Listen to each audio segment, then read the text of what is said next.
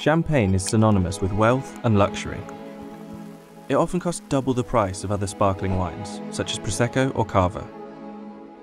A decent quality bottle of it can cost you anywhere from $50 to $300, and vintages can often sell for thousands. So what makes champagne so expensive? Champagne is often used as a generic term for sparkling wine, but in fact, champagne is only true champagne if it's made here, in Champagne. About 150 kilometers east of Paris, this highly protected region of France is home to the world's most prestigious and expensive champagne cellars and cellars, such as Moet and Chandon and Perrier-Jouet. All other sparkling wines made outside of this region, even those from neighbouring parts of France, must be labelled differently. Which means, in this relatively small area, a little over twice the size of San Francisco, the world's entire stock of true champagne is made. That's over 300 million bottles every year, with an annual revenue of over $5 billion. Champagne sales have grown steadily since the 1950s, but its future growth depends on the protection of the region's unique climate.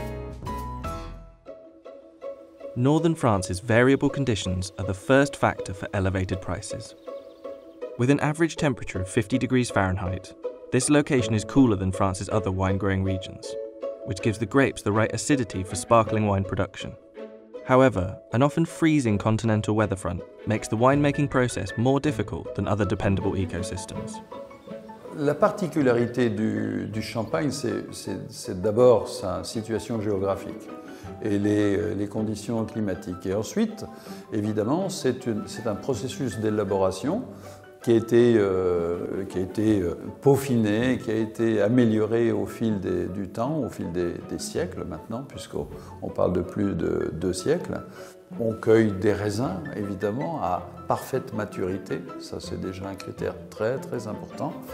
Et ensuite, eh bien, le processus de fermentation alcoolique va nous donner un vin blanc, ou plusieurs, ou une variété de vins blancs.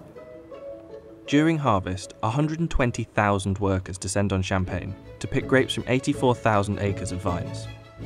It's harvested by hand because the machine is forbidden by law, and it's important to select only the best grapes, especially because of the heterogeneity of each different plots and each different vines.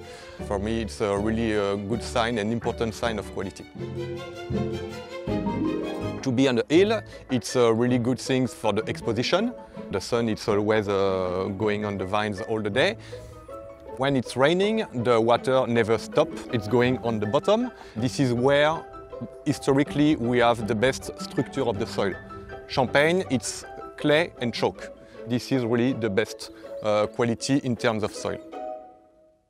Authentic champagne is produced via the méthode champenoise, where the wine undergoes a primary fermentation in oak or stainless steel vats and a secondary fermentation inside the bottle. This method is controlled and restricted within the European Union, so that wines from outside the Champagne region cannot be described as champagne. However, wines from all over the world are produced in exactly the same way, and instead are labelled as sparkling wine, produced via the méthode traditionnelle. Some winemakers in countries outside of the EU ignore European labelling laws altogether and continue to produce sparkling wine bearing the Champagne name. These imitations are constantly challenged by the Comité Champagne, which works with more than 80 lawyers worldwide to protect the authentic champagne brand.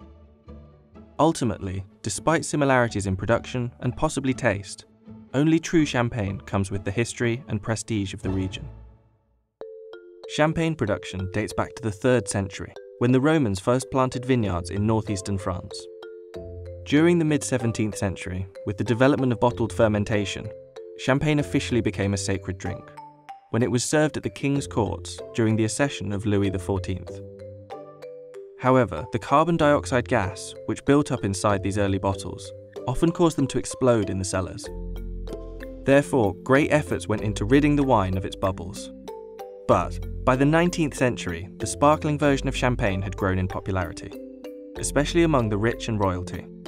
as the large champagne houses optimised mass production of sparkling champagne, with the development of thicker glass and corks, the modern champagne industry began to form. Amazingly, despite the region becoming a key battlefield during both World War I and World War II, some champagne production still continued.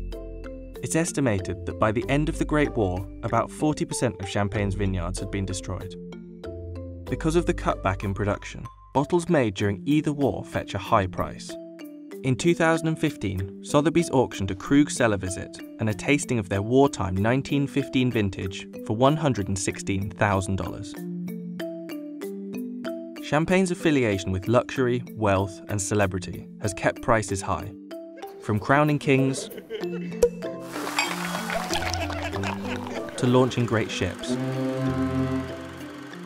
Even Jay-Z has gotten in on the action.